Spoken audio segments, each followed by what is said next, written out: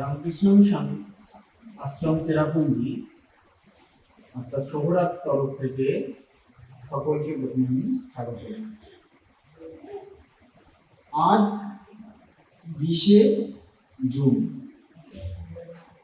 গত 18ই জুন আমরা Ramakrishna mission hospital একটি আই অপারেশন সেন্টার উদ্বোধন করেছি।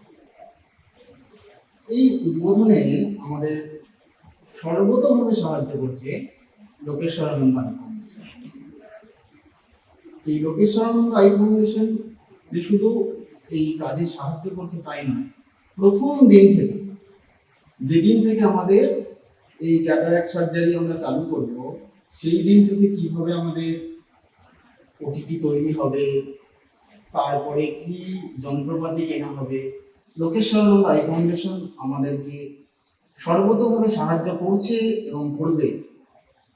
আর আমরা সকলের কাছে, রঞ্জনাদি আছে, বড়দি আছে, বাকি যে টিম আছে লোকেশ্বরানন্দ আই ফাউন্ডেশনের, সকলের কাছে আমরা কৃতজ্ঞ।